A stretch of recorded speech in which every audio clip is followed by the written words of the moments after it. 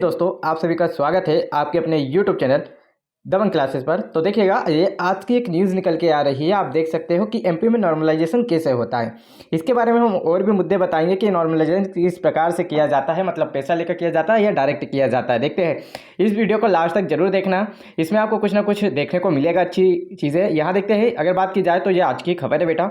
यहाँ आपको बोला गया है, भर्ती परीक्षा में नॉर्मलाइजेशन की प्रक्रिया पर उठे सवाल। मतलब कुछ बच्चों ने और कुछ टीचरों ने, बात करें तो छोटे छोटे जो कोचिंग है, उन्होंने अभी नॉर्मलाइजेशन पे मुद्दे उठाए। एमपी की सबसे बड़ी कोचिंग को इससे कोई मतलब नहीं होता है, ये तो आप सभी को पता है। वो तो चुप चुप अपने कोर्स बैठते हैं, उसके अलावा कुछ कर नहीं सकते हैं।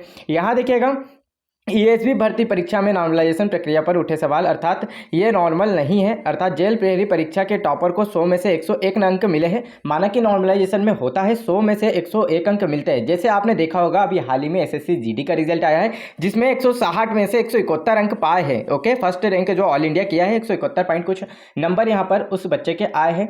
देखिए, माना कि आए हैं तो वो बच्चा आज RWA रोजगार विद अंकित कोचिंग में इंटरव्यू भी दिया है। पर यहाँ पर जो ये बेटे हैं, यहाँ पर जो 101 अंक लाके टॉपर बैठे हैं, ये इनका कोई अता पता नहीं है। मतलब नॉर्मलाइजेशन ऐसे कैसे हो रहा है? अगर जो टॉप 10 बच्चे होते हैं, आपने सभी ने देखा होगा एसएससी जीडी में 160 से सभी बच्चे जो टॉप 10 है वो 160 प्लस है।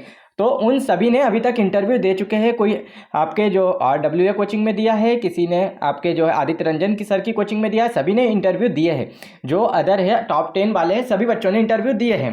बट यहाँ बात की जाए तो ये बच्चे कहाँ गए? जो टॉप 10 है, इनको तो कहीं पर इंटरव्यू में देखा ही नहीं जाता है। तो ये नॉर्मलाइजेशन कैसे करवाते हैं? और आपको पता है कि एसएससी जीडी मतलब एसएससी के जो एग्जाम है, उसका लेवल बहुत कम हो चुका है। मतलब मैथ्स रीजनिंग के क्वेश्चन बहुत ईजी पूछने लगा है, तो वहाँ तो क्वेश्चन बन जाते हैं।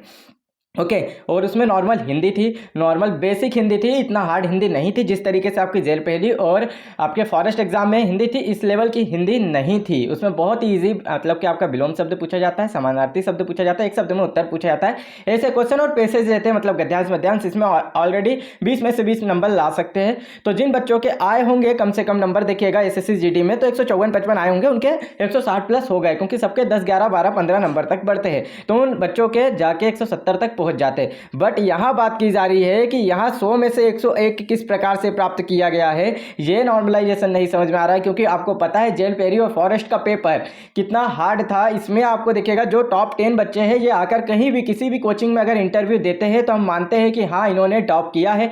ये अभी तक आ क्यों नहीं रहे? सामने इनका चेहरा नहीं दिखता। जैसे आपने देखा होगा पटवारी में, पटवारी का मुद्दा भी कोई फायदे में नहीं रहा था। पटवारी में आपने देखे कि टॉप 10 में कभी इंटरव्यू नहीं दिया, तो आप देख सकते हो कि व्यापम का घोटाला कितना चल रहा है। यहाँ पर अगर बात की जाए जेल प्रहरी और फॉरेस्ट की, तो इसमें भी जो टॉप 10 के बच्चे हैं, ये कहाँ हैं? इनका कोई अता पता ही नहीं रहता है। और आपने देखा होगा अधिकतर सेंटर जैसे सतना और इसके अलावा ग्वालियर और भोपाल, यहीं से सबसे ज़्यादा टॉपर निकलते हैं। और कहीं पढ़ने वाले बच्चे नहीं है क्या? इन्हीं जो सेंटर होते हैं, इन्हीं में जो एग्जाम देते हैं, वही टॉपर निकलते हैं। तो यहाँ पर सभी को पता है, पर इस पर ना तो किसी प्रकार से एमपी गवर्नमेंट ध्यान दे रही है, ना ही व्यापम ध्यान दे रही है। ये तो एक प्रकार से फर्जीवाड़ा ही समझेंगे। अगर जिस प्रकार से नंबर नॉर्मलाइजेशन में आपने प्रक्रिया रखा है कि 100 से ज़्यादा मार्क्स दे सकते हैं, तो एसएससी जीडी में भी बच्चों के आए 160 से प्लस 170 तक आए। पर उन्होंने 10 जो टॉप 10 बच्चे, वो सभी रोजगार विद अंकित पर, कहीं आदित्य रंजन की चैनल पर, कहीं कोई गगन प्रताप के सर के चैनल पर, सभी ने इंटरव्यू दिया है। बट ये टॉप 10 बच्चे जो पटवारी के थे, उन्होंने किसी जगह इंटरव्यू नहीं दिए। फॉरेस्ट जेल पेहरी वाले टॉप 10 बच्चे नजर ही नहीं आ रहे कि कहाँ के हैं। कोई का पता ही नहीं चल रहा है किस कोचिंग में इंटरव्यू दे रहे हैं, किस कोचिंग में पढ़े हैं, इनका कोई पता ही नहीं है। तो ये कैसे हो सकता है? ये तो सभी बच्चे समझदार है कि व्यापम के सभी एग्जाम में ज़्यादातर फर्जीवाड़ा होता है, ये सभी जानते हैं। तो उसी प्रकार से इसमें भी हुआ है। और ऐसे ही एमपी पुलिस कांस्टेबल का रिजल्ट आने वाला है, उसमें भी होगा।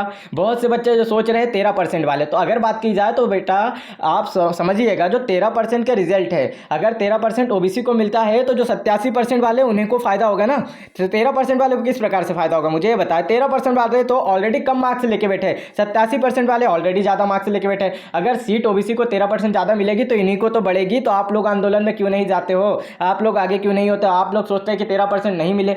ओबीसी एक बहुत बड़ा मुद्दा है बेटा, तो आप लोगों को इकट्ठा होना पड़ेगा। 87% वाले सोच रहे हैं कि 13% मिले या नहीं मिले, हमें उससे क्या मतलब है। अरे 13% सीट मिलेगी तो आपको 540 प्लस सीट ज़्यादा मिलेगी ना, तो इसमें आपका ही फायदा है। जो 87% में आ रहे, 13% वालों के तो आपसे पहले ही नंबर कम है, तो उनका तो होना ही नहीं है। होना तो आप लोगों का, 13% वाले क्यों लड़ रहे हैं? 13% वाले तो ऑलरेडी बाहर ही होना, क्योंकि ऑलरेडी 87% वाले सिलेक्शन लेंगे। अगर सीट बढ़ती थी ओबीसी में 540 सीट, तो पहले 87% वाले जिनके नंबर ज़्यादा उनका सिलेक्शन होगा, फिर 13% वालों का होगा। तो आप लोग समझते ही नहीं हो और ओबीसी का कोई आंदोलन नहीं करना है किसी प्रकार से, किसी भी प्रकार से आप लोग साथ नहीं देते। ओबीसी को चाहिए, क्योंकि आप सभी को पता है 52% सीट है, 52% जनसंख्या ओबीसी की ऑलरेडी एमपी में निवास कर रही है, तो सभी को एकत्र होना चाहिए और एक प्रकार से ओबीसी के लिए आरक्षण की आपको मांग करना चाहिए, क्योंकि ये सरकार ने ऑलरेडी बोल चुकी थी। शिवराज जी जब 2020 में थे उन्होंने भी कहा था कि ओबीसी को जनसंख्या के आधार पर हम 27% आरक्षण देंगे। उसके बाद कमलनाथ सरकार ने भी बोला था, एंड उसके बाद आपके जो मोहन यादव जी जब इन्होंने पद ग्रहण किया था तब भी बोला था।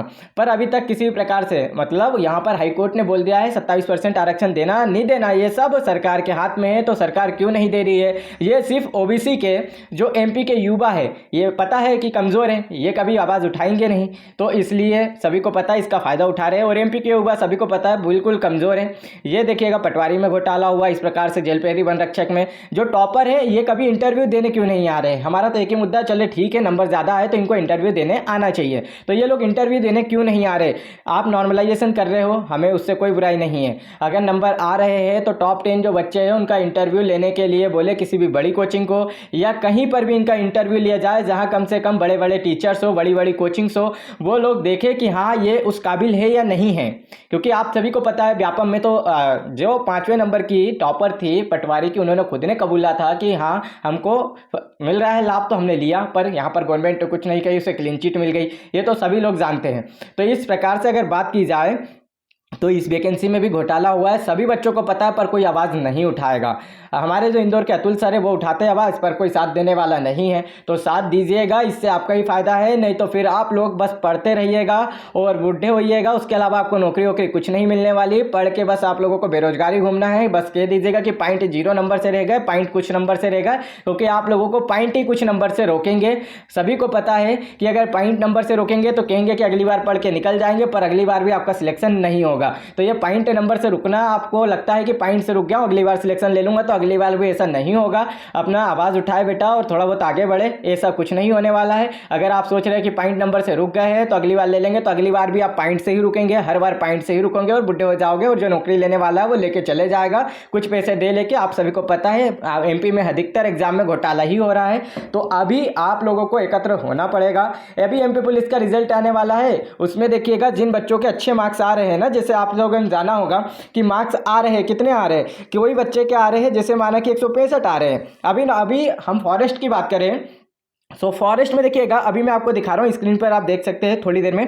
तो जिन बच्चों के 20-20 नंबर माइनस किए गए फॉरेस्ट में, आप देख सकते हो जिन बच्चों के अच्छे मार्क्स थे उन बच्चों के 20 नंबर माइनस करके डायरेक्ट नीचे फेंक दिया है सिलेक्शन से बाहर। तो जो 165 ला के सोच रहे हो एमपी पुलिस में कि हमारा सिलेक्शन पक्का है, तो देखिएगा आपको नॉर्मलाइजेशन कैसा होगा ये तो पता है ना कि नॉर्मलाइजेशन कैसा होता है। ये लेवल मिलाने के लिए होता, तो जिसका लेवल मतलब पैसे में अच्छा होगा उसी का लेवल मिलकर नॉर्मलाइजेशन अच्छा होगा। यहाँ बात की गई है कि लेवल मिलाने के लिए नॉर्मलाइजेशन किया जाता है, तो जो जिसका लेवल अच्छा घर से होगा उसी का लेवल मिलके नॉर्मलाइजेशन में नंबर बढ़ेंगे, और जिसका गरीब घर का होगा उसका तो होना ही नहीं है, लेवल उसका घटा दिया जाएगा सीधे। कहाँ 20 नंबर माइनस करके 145 पे फेंक देंगे, जाओ बेटा। फिर आप लोग सोचोगे कि नौकरी मिल जाएगी, तो ऐसा नहीं है। एमपी में नौकरी लेना इतने आसान नहीं है, और एमपी के युवा पता है कि कमज़ोर है, बहुत ही ज़्यादा कमज़ोर है। बिहार में देखते हो, यूपी में देखते हो, बिहार यूपी में कितना दंगा प्रसाद हो जाता है, पर यहाँ बोलने वाले टीचर्स अगर बात करें हमारे खान सर वगैरह, बिहार के देखिएगा खान सर जो होना नहीं था वो भी करके दिखा देते हैं। पर हमारे यहाँ के जो बड़ी कोचिंग है उनको तो कोर्स बेचने, अभी यहाँ पर अतुल सर सही कह रहे थे कि क्रिसमस ऑफर देने ही वाले हैं, वो तो सभी को पता है सबसे बड़ी कोचिंग कौन है, कोई नाम लेना नहीं चाहता है सीधे सीधे, क्योंकि कभी भी वो सामने नहीं आती है, आज तक किसी भी प्रकार से बच्चों का सहयोग नहीं करी है। हम उनके विरोध नहीं बोल रहे क्योंकि हम भी एक स्टूडेंट ही है, और ये तो आप लोग भी जानते हैं कि सभी स्टूडेंट है, पर कौन बोलना चाहेगा, नहीं बोल सकते ना। बड़ी कोचिंग होके आप बेचते हो, सबसे ज़्यादा आपके ही बेचते हैं, ये तो सभी को पता है, बट स्टूडेंट का साथ तो दीजिए कम से कम। यहाँ अगर बात की जाए तो जो टॉपर है, हम तो कहते हैं कि सिर्फ टॉपर का आप इंटरव्यू ले लीजिए। जो टॉप 10 आ रहे हैं वो आपकी कोचिंग से निकले या नहीं निकले ये तो बताएं, किस कोचिंग से निकल रहे टॉप 10 ये बताए ना, कोई बताने वाला नहीं है टॉप 10 कहाँ से निकल रहे। टॉप 10 जब सामने ही नहीं आ रहे तो कोई भी सोचेगा कि घोटाला हुआ, पैसा देके सिलेक्शन हुआ। टॉप 10 को सामने लेके आए, उनका इंटरव्यू लिया जाए, कैसे हो रहे हैं, इतने नंबर कहाँ से आ रहे हैं ये तो देखा जाए। नंबर लाने की बात है कि इतने नंबर ला कैसे रहे हैं। आप देख सकते हो, अगर वो इंग्लिश में 20 में से 20 नंबर लाए होंगे, ओके, इंग्लिश में 20, इंग्लिश में उनसे बात कीजिए, बात करते आ भी रहे हैं, या फिर इंग्लिश में 20 में से 20 नंबर आ गए हैं, ओके, और देखिएगा नॉर्मलाइजेशन किस प्रकार से किया गया। एसएससी जीडी हमेशा सभी के मार्क्स से बढ़ाती है। एक ईमानदारी, एसएससी रेलवे एक ईमानदारी से नॉर्मलाइजेशन करती है। ये कौन सा नॉर्मलाइजेशन होता है कि आप सीधे बच्चों के किसी के 20 नंबर घटा दे रहे हो, और जिसका जो लेवल अच्छे व्यक्ति अच्छा लेवल का इंसान होगा उसके सीधे प्लस 20 नंबर। अच्छे लेवल का मतलब समझ रहे हो ना, जिसके घर से वो अमीर होगा उसके 20 नंबर प्लस हो जाते हैं। देखिए, जिसके नॉर्मलाइजेशन का मतलब होता है, व्यापक को बताइएगा कि अगर किसी का पेपर हार्ड आ रहा है, किसी का लो आ रहा है, जैसे किसी का पेपर हार्ड है तो उसके माना कि कितने मार्क्स आ गए हैं, जैसे हमने मान लिया कि उसके 70 मार्क्स आए हैं, तो 70 मार्क्स आए, और किसी का पेपर ईजी आया तो उसके 80 आए हैं, तो व्यापक को बताइए इसके नंबर बढ़ा दीजिए कितना। इसके अगर ये ईजी वाली शिफ्ट है तो इसके 2-3 नंबर बढ़ाइए, इसका हार्ड है तो इसका 6-7 नंबर बढ़ा दीजिए, 8 नंबर 9 नंबर बढ़ा दीजिए। अगर इसका हार्ड है, इसका इजी है, तो आप इसको करके कितना कर दोगे 67? ये कौन सी बात हुई है, इतना कम कर दोगे? अरे प्लस नंबर कीजिए, माइनस क्यों कर रहे हो? नॉर्मलाइजेशन का मतलब होता है सबका प्लस करना, लेवल मिलाना होता है। ये नहीं पता है व्यापक को, तो अभी नॉर्मलाइजेशन पूरी प्रकार से गलत कर रहे हैं। एसएससी रेलवे से सीखिए, रेलवे और एसएससी भी तो नॉर्मलाइजेशन करती है, इस तरीके से नॉर्मलाइजेशन कीजिए। हाँ, माना हमने कि एसएससी जीडी में बहुत से बच्चे भी कमेंट करेंगे कि एसएससी जीडी में अच्छे नंबर आए बच्चों के, उनके भी तो हुए जिनका सिलेक्शन हो गया। बस उनका एक ही चीज़ है कि जिन बच्चों का सिलेक्शन नहीं हो रहा हमें उससे कोई मतलब नहीं है। अरे नहीं मतलब है, हमें उससे नहीं मतलब है। देखिएगा, हम बता रहे हैं एसएससी जीडी में लाए 160 में से 70, हम बता रहे हैं ना 170 लाए, पर वो टॉप 10 बच्चे अभी तक देखोगे यूट्यूब पे, आप सर्च करोगे एसएससी जीडी टॉप 10 स्टूडेंट, तो वो आपको बता रहा हूँ रोजगार विद अंकित चैनल पे मिलेंगे, या आदित्य रंजन सर के चैनल पे मिलेंगे, करियर व्हील पे मिल जाएंगे, या एमडी क्लासेस पे मिल जाएंगे। ये सब चैनल पे आपको बड़े बड़े चैनल पे टॉप 10 टॉप 20 बच्चे मिल जाएंगे। बट ये जो एमपी के जेलपेरी और फॉरेस्ट के टॉप 10 बच्चे ये कहाँ खो गए हैं, इन्हें ढूंढ तो लो, कम से कम किस कोचिंग से तैयारी कर रहे हैं ये तो पता कर लो, कि अंडरग्राउंड तैयारी चल रही थी इनकी। ओके, तो वीडियो अच्छा लगा तो लाइक करें और समर्थन करें। हमारे अतुल सर का जो इंदौर वाले हैं सभी को मिलकर समर्थन करना होगा, तभी सिलेक्शन होगा। और एक बात बता दूं कि बहुत जल्द आपकी एमपी पुलिस की नई वैकेंसी भी आने वाली है। कम से कम जो आने वाली वैकेंसी इसमें घोटाला ना होने दे, क्योंकि कुंभ मेला लगेगा, ये तो समझ लीजिएगा कम से कम 10,000 प्लस आपकी एमपी पुलिस की वैकेंसी आएगी। तो देखिए, तैयारी कर रहे हैं, तैयारी करने वालों का सिलेक्शन नहीं होगा अगर आप लोग अभी नहीं संघर्ष करेंगे। लड़ाई करना पड़ेगा आप लोगों को, तभी होगा। क्योंकि गवर्नमेंट पता है ना, यहाँ कुछ भी हो जाए, पटवारी को क्लीन चिट दी गई, पटवारी में टॉप 10 का इंटरव्यू नहीं लिया गया, इंटरव्यू लिया गया तो पता है उनको भोपाल की राजधानी नहीं, मध्य प्रदेश की राजधानी, दिल्ली की, भोपाल भारत की राजधानी नहीं पता, नर्मदा नदी कहाँ से बहती ये नहीं पता। ये तो आप सभी ने देखा ना, उनको ये तक नहीं पता, उनको पटवारी बना दिया गया। कहीं का बोलने वाला नहीं है। यूपी बिहार देखिएगा, वहाँ के जो बड़े बड़े सर हैं, खान सर देखिए हमेशा लड़ने के लिए रहते हैं, अपने यहाँ की सबसे बड़ी कोचिंग है, उनको तो एक वीडियो तक नहीं बना के डालते हैं। हमने उन्हीं से पढ़ा लिखा, पर वो साथ नहीं देते हैं। कोर्स के लिए अभी क्रिसमस ऑफर वो लेके आएंगे, आप लोग लेंगे। दो ही तो सर है जो आवाज़ उठाते हैं, एक है हमारे इंदौर के अतुल सर, दूसरे है भोपाल के हमारे भोपाल के चौहान सर। इसके अलावा कोई आवाज़ उठाने वाला नहीं है एमपी में। पता है कि कोई कुछ बोलेगा नहीं, चलने दो जिस प्रकार से गवर्नमेंट चल रही है।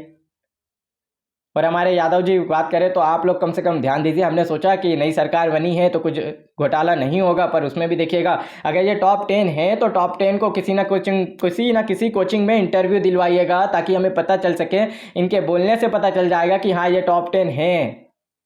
और जितने भी ये स्टूडेंट हमारे देख रहे हैं जिनका यूट्यूब चैनल है, सभी ये वीडियो को अपने अपने चैनल पे शेयर कीजिएगा। किसी प्रकार से कोई कॉपीराइट नहीं दिया जाएगा, सभी डालिए अपने अपने चैनल पे, ताकि ये सब दूर तक जा सके आवाज़ कि हाँ इस तरीके से मध्य प्रदेश में होना चाहिए। यूपी बिहार जैसा आपको कुछ करना पड़ेगा, तब जाके आपका कुछ होगा। यहाँ पर कुछ नहीं होने वाला, नहीं तो आप बस पढ़ते रहिएगा। जिस प्रकार से एमपी में नौकरी लेना बहुत आसान हो चुका है, ये तो आपको पता है, बहुत ही आसान है एमपी में नौकरी लेना। पढ़ने वाले बाहर में जाए, जिसको लेना है वो आसानी से लेके चले जाएगा, और आप लोग बस पढ़ते रहिएगा, बाल पकाइएगा। और फिर वो सब्जी बेचने वाली बात आ चुकी है, यूट्यूब पे खूब चल रहा है कि एमपी के जो युवा है वो सब्जी बेच रहे हैं, कोई भैंस चारा दे रहा है, ये तो सभी देख रहे हो। तो बस इसी तरीके से आपको करना रहेगा जीवन में। अगर आप अपने हक की लड़ाई नहीं लड़ सकते हो, आप सोच रहे हो कि जिनका सिलेक्शन हो रहा है जाने दो उसको, अपने को नहीं जाना, सब चीज़ सिंपल हो जाएगा, तो ऐसा आप करते रहोगे तो जीवन में कुछ नहीं हो पाएगा। यहाँ पर एकता होना, यूपी बिहार में आप देखते हो एकता कितनी रहती है, पर एमपी के युवा तो सब सोचते हैं ये जा तो रहे, अपने को जाने की क्या ज़रूरत है। पता है ना कि कुछ नहीं होना है, ये तो ऊपर बैठी सभी को पता है। अब नाम किसका ले हम, ओके, सभी को जानते हैं कि पता है कि एमपी के युवा पूरे कमज़ोर हैं, और कुछ तो बोल नहीं सकते हैं। ये तो पूरे प्रकार से एकदम घटिया है, कोई साथ एकजुट तो है नहीं। और एमपी की बड़ी कोचिंग एक वीडियो बना के नहीं डाल सकती, क्या मतलब है? आप लोग अगर साथ नहीं दे सकती तो आप इनका साथ क्यों देते हो? ये समझ में नहीं आता। अतुल सर को देखो, बार बार वीडियो डाल रहे हैं और उनकी वीडियो यूट्यूब से हटा दी जा रही है। अगर सच बोलो तो यूट्यूब से कम्युनिटी से हटवा देती है। तो यही चीज़ है, आप लोग जो भी इस वीडियो को देख रहे हैं सभी अपने चैनल पे डालें, जिनका भी चैनल है सभी यूट्यूबर डालें, ताकि ये बच्चों तक पहुँचे और एकजुट होके एक कोई भी प्रकार से ग्रुप बनाए। अपने यहाँ जो कोचिंग है, ऑफलाइन कोचिंग, वहाँ पर सब एकजुटता रखें, क्योंकि अब एक कदम उठाना चाहिए आप लोगों को भी लड़ने के लिए, ताकि आप लोग अपनी वैकेंसी, अपने हक की जो पढ़ाई की नौकरी है वो तो ले सकें। चलिए, वीडियो अच्छा लगा तो जय हिंद।